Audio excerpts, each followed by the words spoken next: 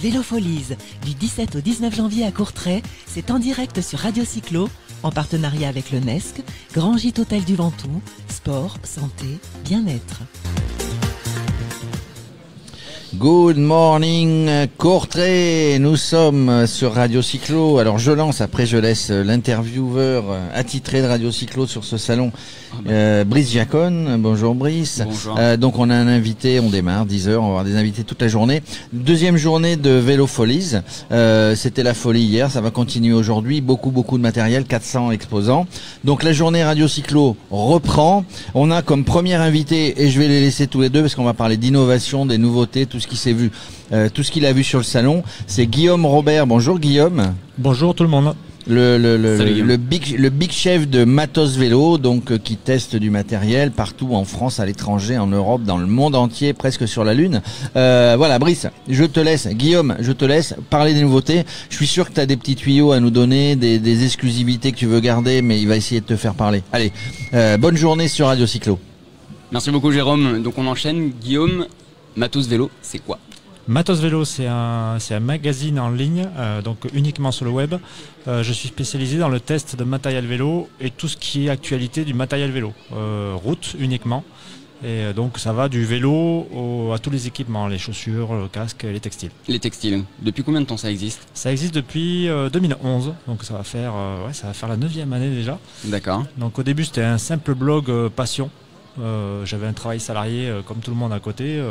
C'était vraiment pas le but d'en vivre ou autre. Et puis de fil en aiguille, ça a fonctionné. Il y a eu du succès, des partenaires qui t'ont suivi dans l'aventure. Voilà, et je me suis dit, allez, pourquoi pas, c'est pas un boulot, c'est une passion. Donc allez, fonçons, et ça a fonctionné. Maintenant j'en vis, pas royalement, mais j'en vis. Et voilà, comme je dis, c'est toujours pas un boulot, c'est une passion. Donc je m'éclate. Et en 9 ans, qu'est-ce qu'on a pu voir comme évolution dans le monde du vélo? Beaucoup d'évolutions, il y en a tous les ans, mais je dirais la principale, c'est le passage, deux principales, le passage frein à disque sur les vélos de route, qui a été assez longue à venir, mais on y est arrivé. On en est où du débat frein à disque, dangerosité? Dangerosité, on n'en parle plus. D'accord. C'était un petit peu un mythe.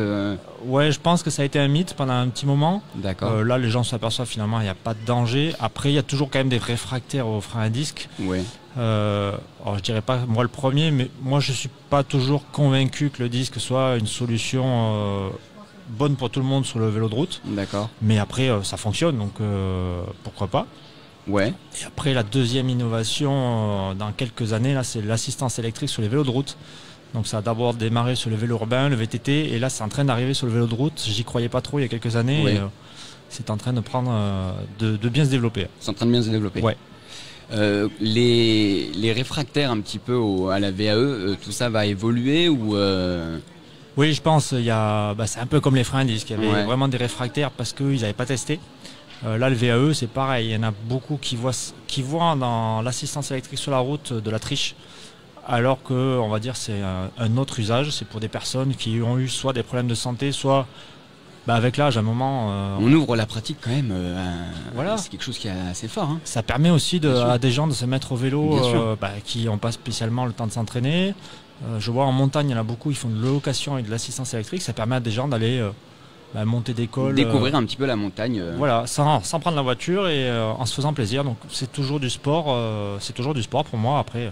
Voilà, faut pas aller faire de la compétition avec un vélo assistance électrique, mais en dehors de ça, pour moi, il n'y a pas de souci. Je pense que ça va se tasser un peu les critiques envers l'assistance électrique. Ok, donc frein à disque, assistance électrique. Oui.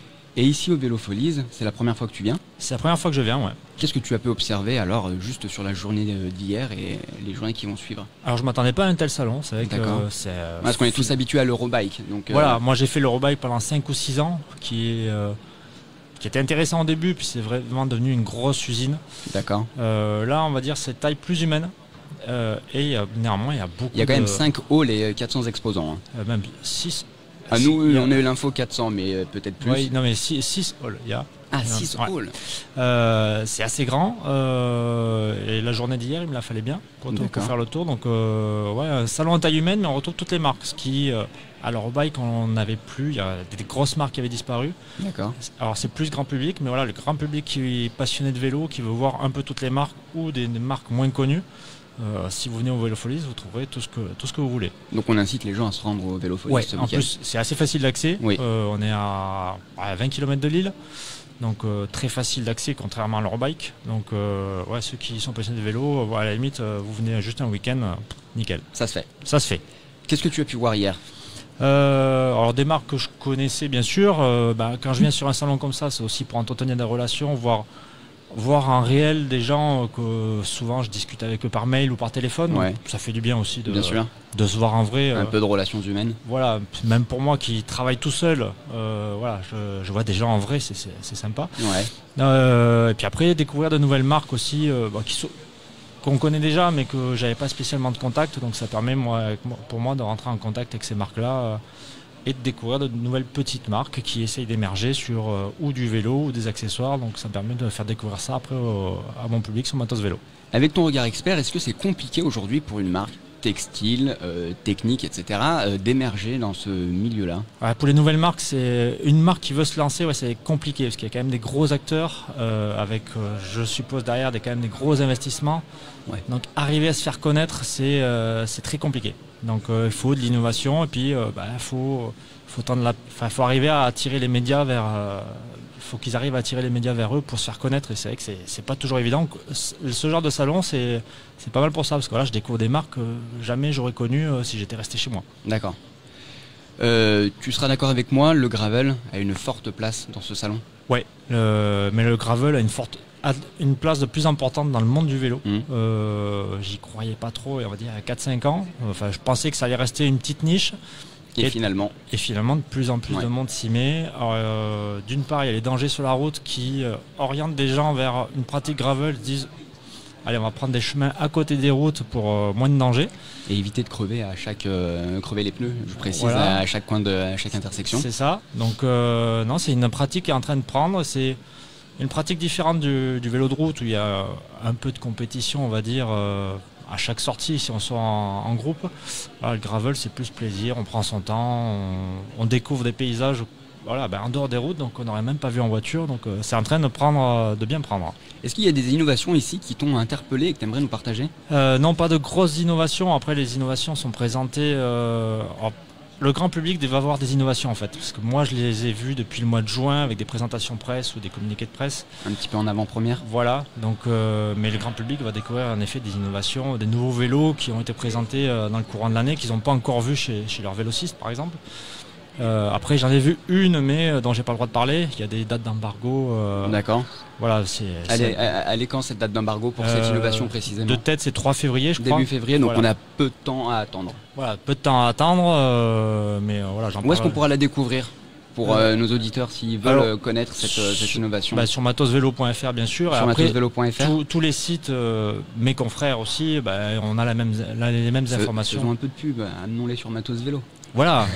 Mais après, moi, je suis pas sectaire. J'invite les gens, en tout cas pour les tests, à aussi regarder l'ensemble des tests, par exemple pour un même vélo. Suivant le testeur, ça peut différer un peu. Il y a des gens qui vont se retrouver dans ma pratique et d'autres moins. Donc voilà, regardez l'ensemble. Et très intéressant, tu parles de tests. Pour en venir un petit peu à ton site et et du coup à ton métier ou ta passion. Oui. Tu testes tous les jours. Tu es obligé d'entretenir la forme, tu es obligé de rouler, tu es obligé de faire attention un petit peu à ta diététique, il faut être en forme. Alors diététique, j'y fais pas du tout attention. Bon, d'accord. C'est peut-être en ça que peut-être beaucoup de gens se retrouvent en moi, c'est que je fais du vélo. Sans se restreindre au quotidien. Non, je me restreins pas du tout. J'aimerais perdre du poids, mais la volonté, elle reste dans le lit le matin. Donc, mais voilà, je fais du vélo, j'aime la performance, tout ça, mais on va dire, je suis comme 60% des cyclos. J'aimerais perdre du poids, mais j'ai pas envie de faire les efforts pour. Donc voilà, mais ouais, je roule quasiment tous les jours pour tester tout ce qui est tenue, vélo, etc. Donc, Et Guillaume Robert, il roule combien de kilomètres par semaine ou par mois ? L'année dernière, j'ai fait 8000 km, donc ça fait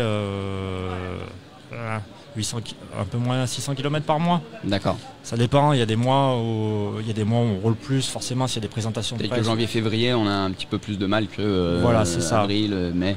Et encore, avril-mai, l'année dernière, j'ai eu beaucoup de présentations de presse. Donc entre les voyages en avion et tout ça, finalement, je roule pas tant que ça. Je fais plus de kilomètres en avion qu'en vélo. Ouais. Mais ouais, on est obligé de se maintenir en forme. Et une moyenne de 8000 km par an. Donc là aussi, je pense, comme beaucoup de cyclos, c'est un kilométrage moyen, on va dire. D'accord.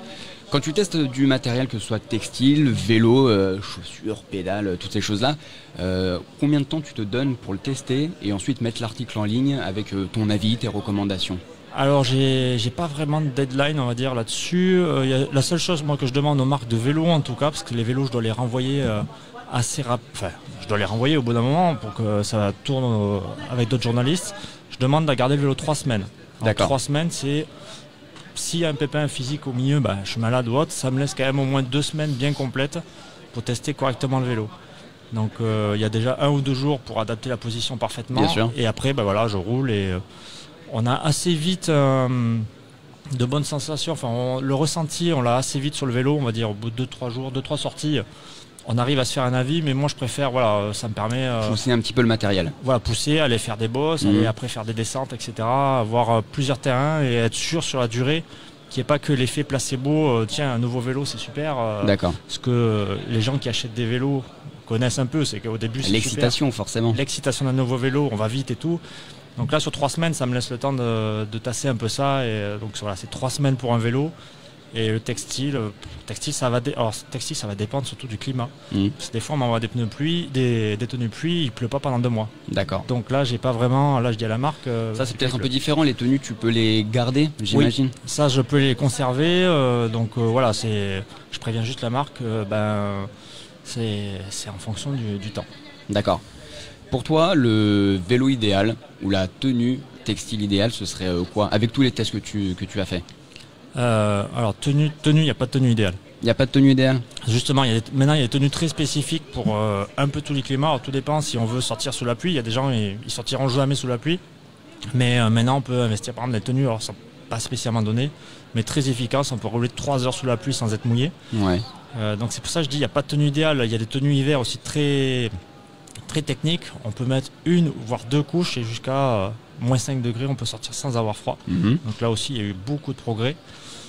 Et vélo idéal, là aussi ça va dépendre en fait des parcours qu'on va faire. Celui qui habite au pied des Pyrénées, il aura pas, pour lui le vélo idéal ce sera pas le même que celui qui va rouler sur du plat constamment. Voilà, en Vendée, alors, je connais pas trop la Vendée, il y a quand même quelques bosses, mais voilà, ça va pas du tout être la même pratique. Il y a un vélo pour chaque typologie de parcours. Après, il y a des vélos qui sont un peu plus polyvalents, on va dire. D'accord. Donc là, chaque marque propose un vélo polyvalent qui permet de passer un peu partout facilement. Et ce sera ma dernière question. Est-ce qu'en 9 ans de blogueur, on a pu se rendre compte que les prix ont augmenté sur tout ce qui concerne le matériel vélo? Ouais, ça a augmenté un peu, effectivement, surtout le textile. Ouais. Le textile, parce qu'on y a apporté plus de technologie. Voilà. Il y a de la technologie, il y a du marketing aussi, forcément. J'imagine. Et les vélos, pareil. Les vélos ont augmenté de tarif. Alors pas tous.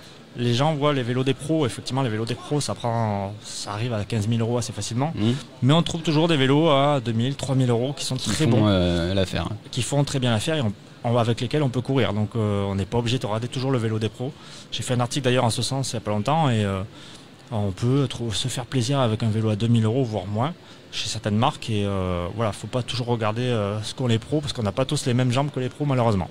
Eh bien, filons sur le site. On va pas parler de blog, on va parler de site internet Matos Vélo avec les tests de Guillaume Robert. Merci beaucoup d'être passé. Merci à vous de m'avoir reçu. Avec plaisir. Bon courage pour ces 2 jours de marche à travers le salon avec tous ces halls. Donc les 6 halls, pour précision, j'ai fait une erreur en parlant de 4 ou 5, il y en a 6. Merci beaucoup et à très vite. À très vite. Avec grand plaisir. Merci beaucoup. Vélofolies, du 17 au 19 janvier à Courtrai, c'est en direct sur Radio Cyclo, en partenariat avec le NESC, Grand Gîte Hôtel du Ventoux, sport, santé, bien-être.